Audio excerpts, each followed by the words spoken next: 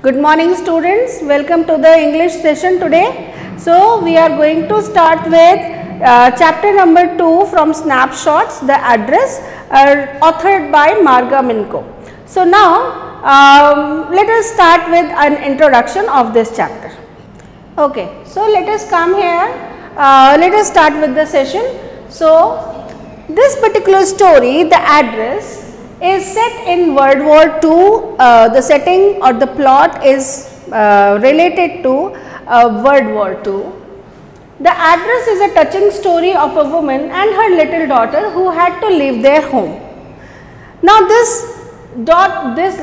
lady and the daughter here, her daughter, they belong to a Jewish family and they were living in Holland. Now at the time of World War II, they were forced to leave their house. So the woman left all her belongings with a neighbor. After her death, the daughter came to the town where they used to reside earlier. So exactly when they were in hiding, when they were trying to save themselves during that World War II time, they were away from their home, they left their home, all their belongings and everything. And finally, after a long gap of time, after many years, the girl who survived and she kept herself hidden in that period of time, she returned back to the place and she wanted to recollect and get her belongings back, and that is how she, with this particular intention, she comes back to her place. Now, but the woman refused to recognize her. She, the feelings that this visit invoked in the narrator hits the reader on an emotional basis. What exactly happened? She went to the lady where all her mother's belongings were being kept. Her mother, she gave all her precious antique belongings to a woman, and the girl, when she comes back, she goes to that lady and she asks, tried to talk to her, but that lady refused and she was hardly having any intention to return her things back. And with this, she did not get her belongings at that time, and this story goes on a very emotional aspect. It's a very touching story that how she left all her mother's belonging even after coming back to her place. So let us move further from here and see, let us first deal with some details about the World War II, because World War II was such a phase of people's life that they have faced lots and lots of losses. They lost their people, they lost their family, their belongings, their houses, everything was being lost. They were being forced to stay in concentration camps. So let us start with some information regarding World War II. So the war was fought from 1939 to 1945, in which Great Britain, France, Soviet Union and USA, China and other allies. In these other allies, even India was also one of the participants of this allied forces. Okay, they defeated Germany, Italy and Japan. On one hand, there was Germany, Italy and Japan, and on the other side, the allied forces were. Okay, the story is set during this time when Hitler and his Nazi soldiers were sending Jews to concentration camps. Basically, the Nazis, they were quite against the Jews, and they were forcing all these Jews to be sent into concentration camps, and in these concentration camps they executed, they massacred, a mass murder of Jews were taking place during World War II. So the narrator and her mother were also Jews, and therefore they wanted to save themselves. But somehow only the narrator, the girl, survived, but rest of her family was not able to survive in this particular time frame. Okay. So now few more things here. Hitler invasion of Poland triggered the World War II. Now this second world war and by 1941 Germany occupied much of the Europe and Africa. So North Africa and the Europe were the worst hit areas by German forces. Gradually many countries got involved in the war, including Soviet Union and USA, thereby leading to World War II. Hitler committed suicide shortly before Germany was defeated. Okay, so this is how the complete World War scenario was, and in this particular total scenario, ultimate loss was being incurred by the human race, the people who were being forced to get involved in World War. Okay, so that is how our narrator, the story with which we are moving here, that girl and her mother and her complete family was also one of the victims of World War II.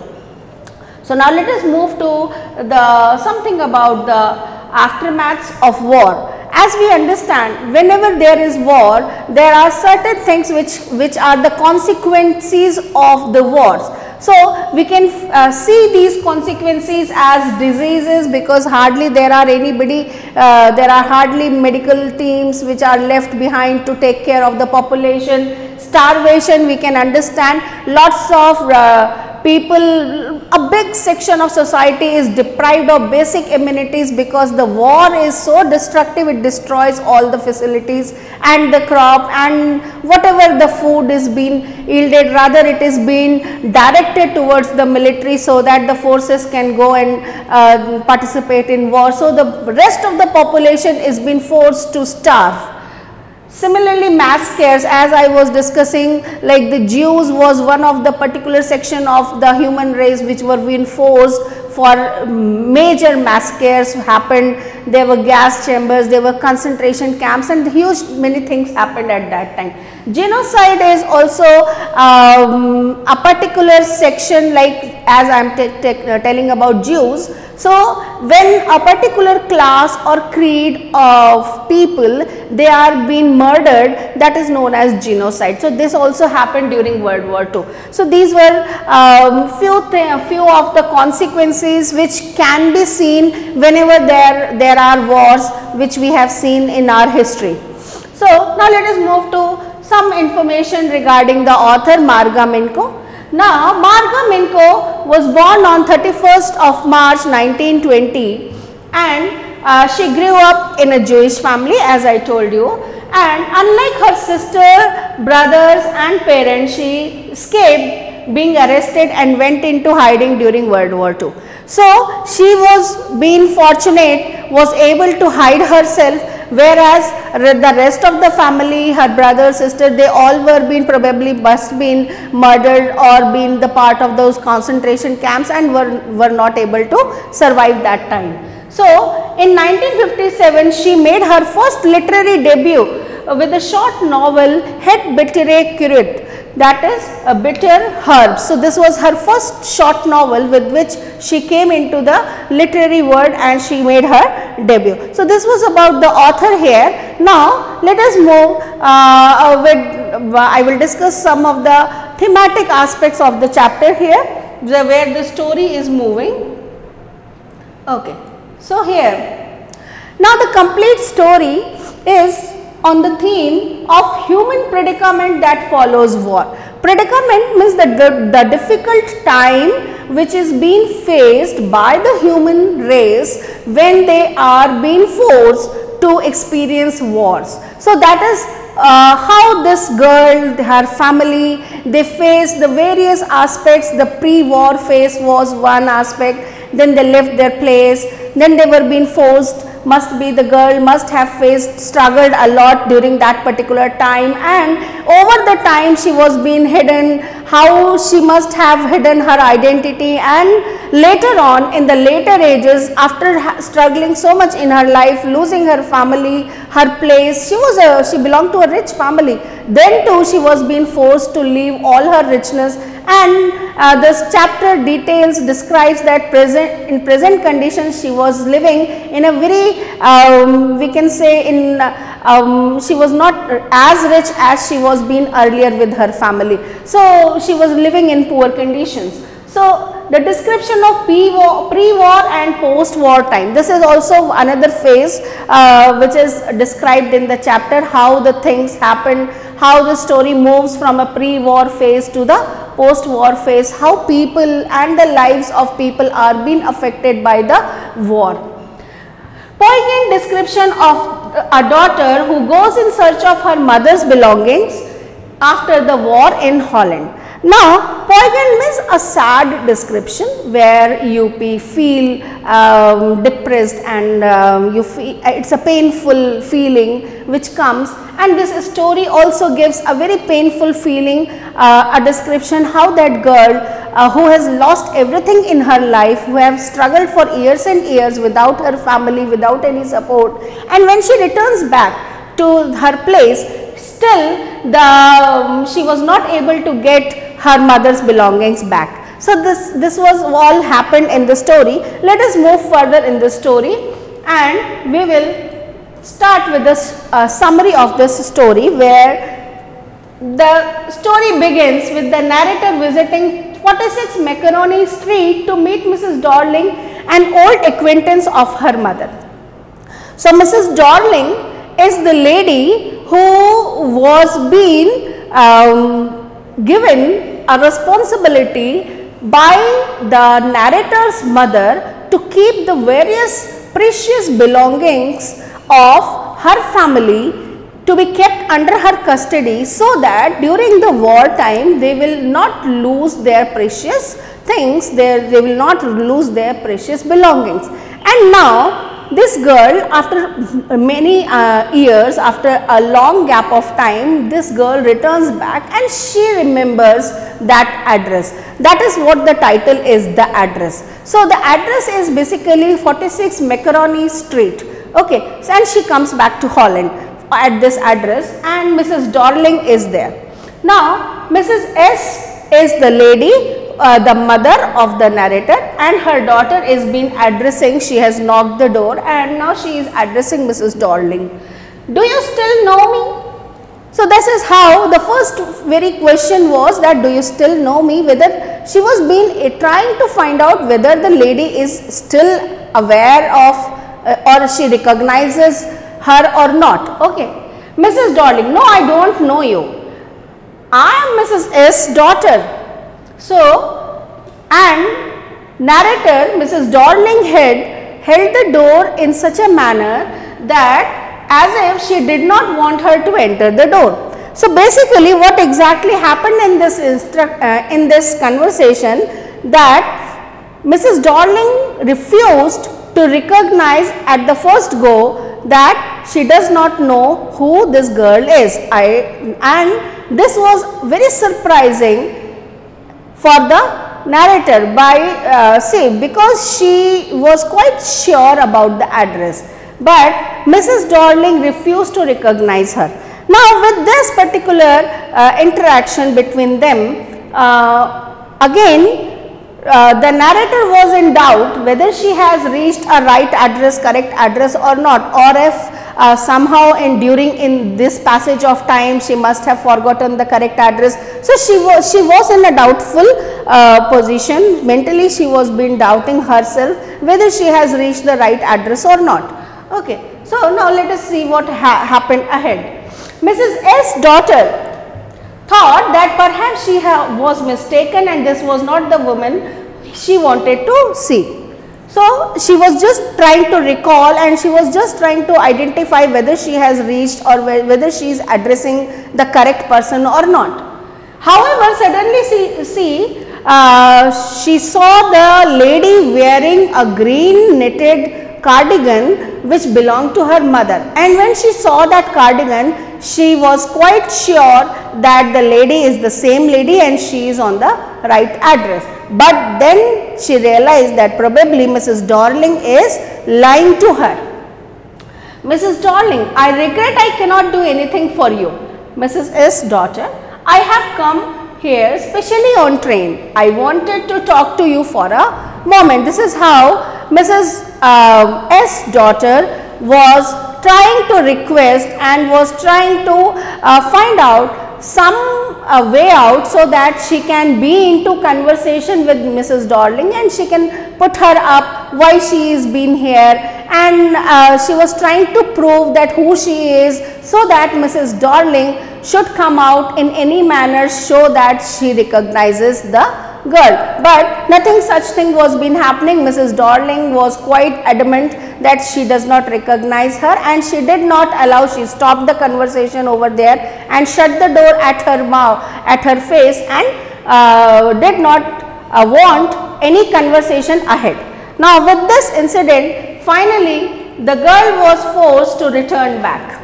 Mrs. Darling refused to speak to the girl and closed the door without further conversation. As I discussed this, the girl looked at the nameplate again. Darling said in black letter on white enamel, and on the jamb a big higher the number 46 was clearly displayed. As she shut the door, the narrator was very surprised to find how this with this set of misbehavior or a very surprising way of conduct which Mrs. Darling showed her at that time.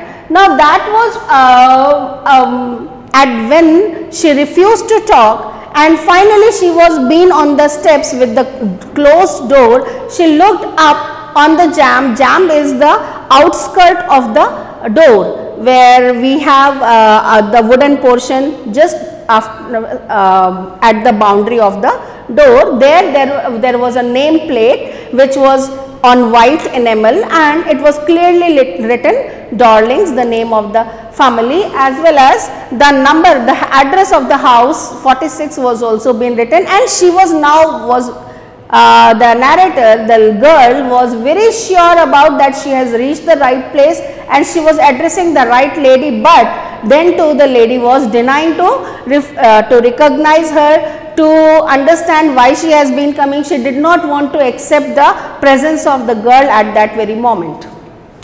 She went back slowly to the station and thought about her mother, who had given her the address many years ago.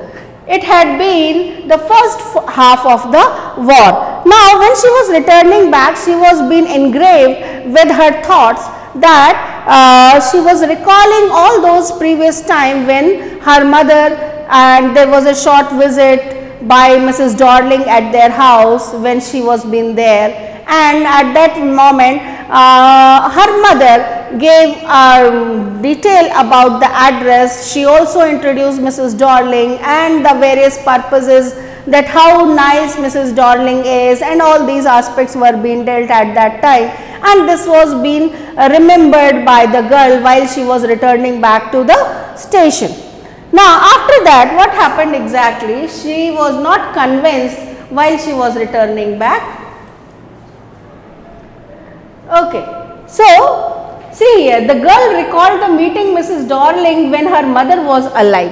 So that was all she was been recalling at that time. After trying to meet the woman, the girl then decided to visit the address one more time.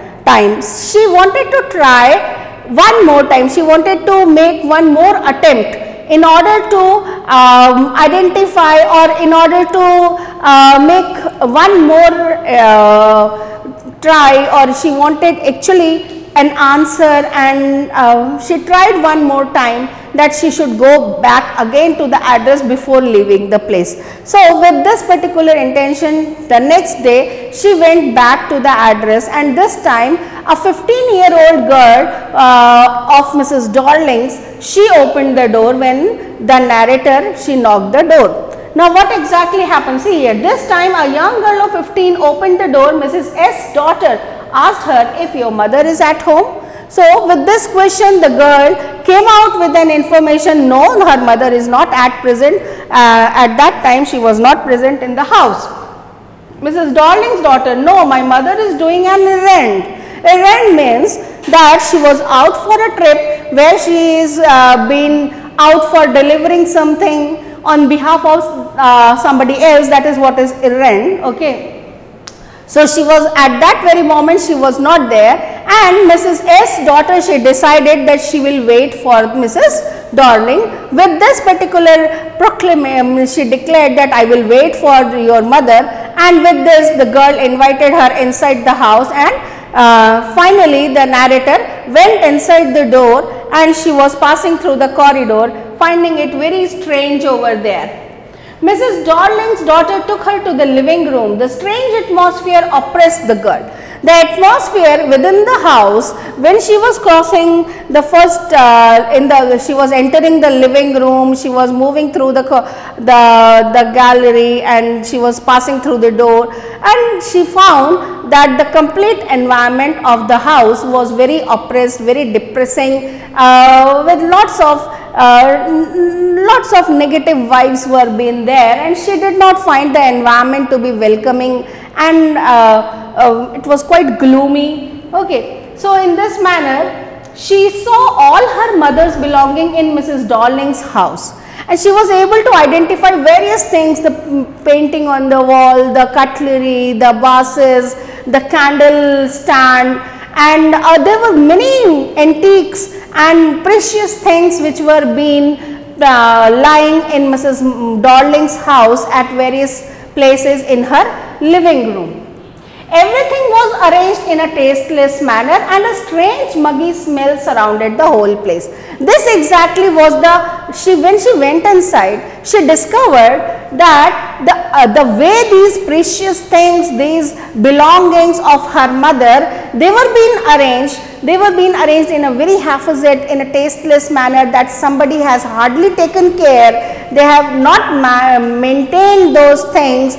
They lost their value being into that particular setup, into that environment. Hardly they felt that they were being those same things, how nicely and with lots of care her mother used to keep those things. But here in Mrs. Darling's living room, they were hardly being given any attention or any value. They were being devalued in Mrs. Darling's living room. And there was a very muggy smell, means smell of damp place where there is lots of moisture and rotten and moldy smell comes, and such kind of smell was been coming around the complete living room. Mrs. Darling's daughter told her that they used the antique things every day. Now this was a strange thing which came out as an fact that they were been using all those antique cutleries and nice silverwares and vases and everything were being used on daily basis by them. So those were antiques, those were silverwares, and they were hardly been using, they were for the occasional use, but they were being lavishly and carelessly being used by Mrs. Darling's and her family. The girl then recalled memories relating to her mother's belonging, and this careless attitude of Mrs. Darling made her to she started remembering how they were being so fond of these things. They were so precious, well taken care. She used to polish them also, so with her mother. So that was a big like task for their family to take care of all these precious things at that time. But nothing such aspect was being seen by her when she visited inside the living room. Suddenly she jumped up and told Mrs. Darling's daughter that she had a train to catch and left the house. Now all of a sudden something struck her and she made a decision and she just told Mrs. Darling's daughter that she has a train and she need to move out, and she left the place and she came out of the house, Mrs. Darling's house. At the corner of the road, she looked at the nameplate. It said Macaroni Street number 46. So while she was passing back, she was moving back. Basically, she decided that she do not want all these things back, because probably the things have lost their value, the way they were being hardly taken care, that they were being misused and they were being carelessly being arranged here and there, left unmanaged without any maintenance, left a very specific decision was being made by the narrator at that time, that probably she should leave all these things over here itself, because now they are of hardly any value for her, because probably these things are related to those good times which will not come back if suppose she brings those belongings back even, then too she won't be able to bring her mother back, she won't be able to bring all those nice memories or those golden days of her life back into her life at present. So she decided that now she will leave this address, she will forget this address, and she will move on further in his life, leaving all her mother's belonging there itself in the possession of Mrs. Darling. Now with this decision she moves from that particular address, and once again she looked back and turned towards that particular street where it was being given the nameplate 46 Macaroni Street, and she just had a glance and then she turned and moved back towards the station. The objects that were linked in her memory with the familiar life of former times had instantly lost their value. She resolved to forget the address and move on in life. This was how she decided that probably she will move on further in her life, leaving all those things behind over there itself. Now, let us start with some discussion on the critical appreciation of this particular story. Now, this story deals with the theme of loss and regret. The first thing is that the girl has incurred lots and lots of losses, huge big losses that we as a person who has not experienced that particular phase of wars may not be able to assess her loss. But as we can understand, we can see in this story, certainly the girl has made huge losses and now she is being regretful also. The protagonist's challenge of solving her inner crisis of what is worth remembering and what is worth forgetting. Now, protagonist is the lead character here, that is the girl who visits her mother's friend back to get her belongings, and finally when she finds that those things are not worth enough to be kept remembered for further phase of her time, she finally decided that they are worthless things and they do not have worth to be kept, we should leave them there, we should forget them. So she decided rather than keeping those belongings with her, she would forget them. The narrator visits to Mrs. Darling's house in search of mother's belonging, only to find that lady does not recognize her. She knows that Mrs. Darling is lying. So exactly this happened in the story. She went to the house and she was being not recognized, there was a very cold way of interaction between Mrs. Darlings, and she was having an intention not to return the belongings. Now with this she was quite aware that Mrs. Darling was lying, but leaves with the understanding that some things are not worth remembering. When she found the next day, when she found those things were hardly being taken care, they have lost all their value and they were being not of that worth enough now, she decided to leave them there itself and forget them and move further in her life. So they were hardly worth to be remembered. Okay, now let us move to one more section of this critical appreciation here. Even if she had got her mother's belonging, they would not be of much value to her now. Now this is another aspect, that she found that the things are not enough valuable that she should bring them back. Now she would, bringing those belongings back also, she will not be able to get her mother back in her life. She will not be able to bring all those golden days of her life back into her life in the present time. So those things could not bring her mother back. She readily wishes to forget everything that the war gave her.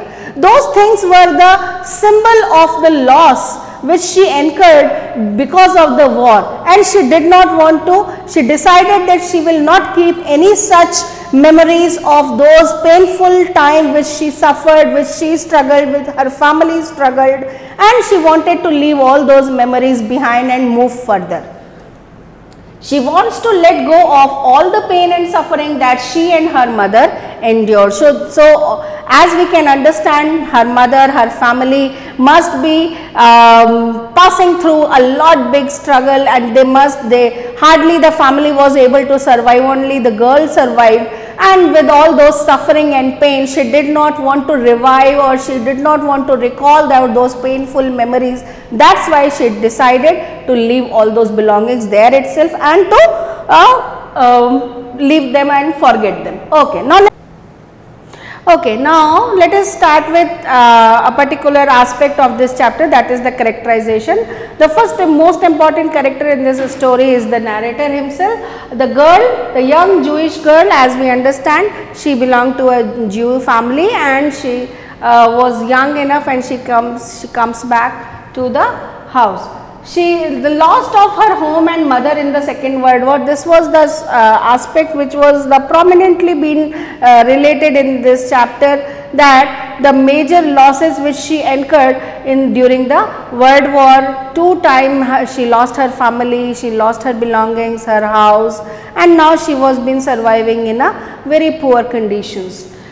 She went to Mrs. Darling and she refused to recognize her. Now the reason, with the purpose with which she returned back to Holland, was she wanted to get her mother's belongings back, and that's why she visited Mrs. Darling's house. That is the address, the title, the 46 Macaroni Street, but at that very first interaction, she found that lady refuses to recognize her, and with probably the intention was, though she was able to identify her, but then too she found that probably the intentions of Mrs. Darling were evil, and she did not wanted to return the things.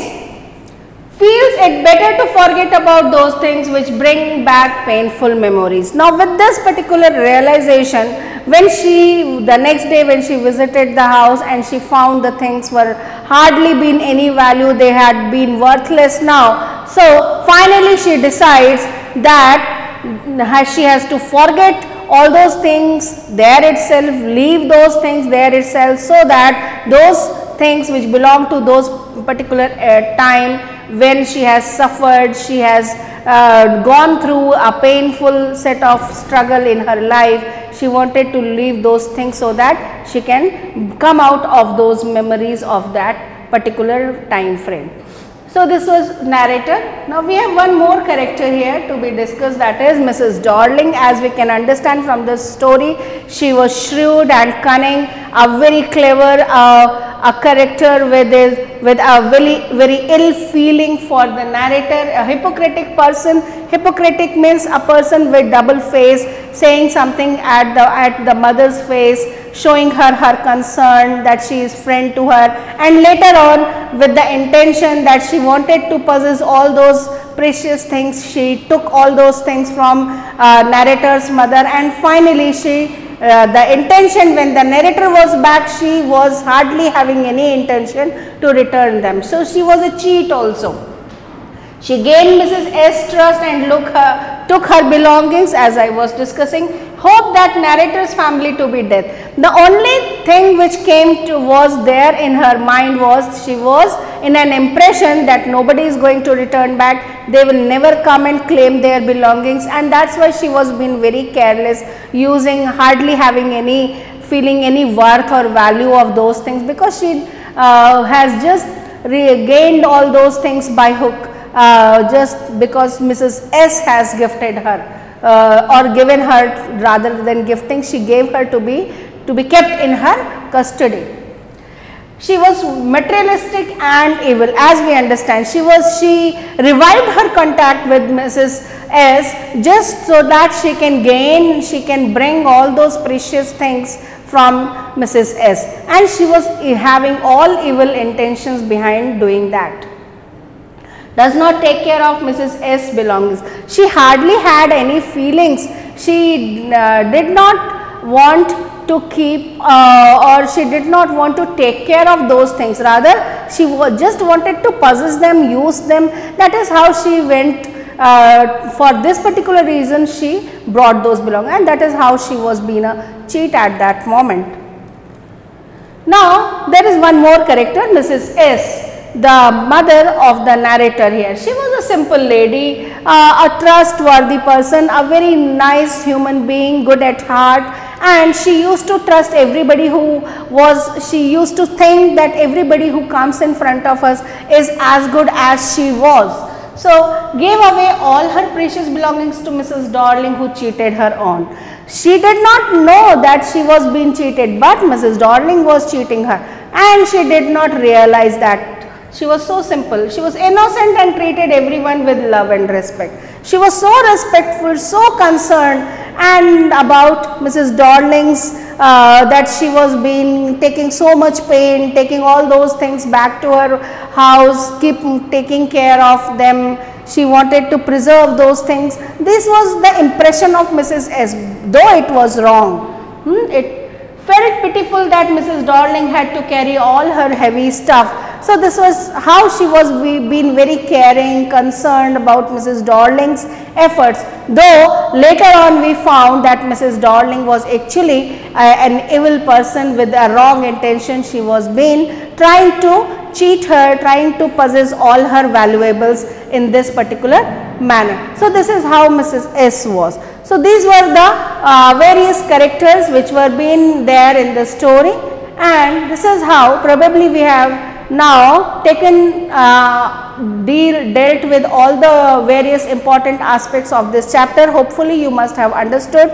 If you have come across any such doubts where you go through the chapter, read it properly, do the copy work, and if you come across any doubts, we can deal all those doubts in the live doubt session. So students, take care of yourself and stay healthy, stay at home. Thank you.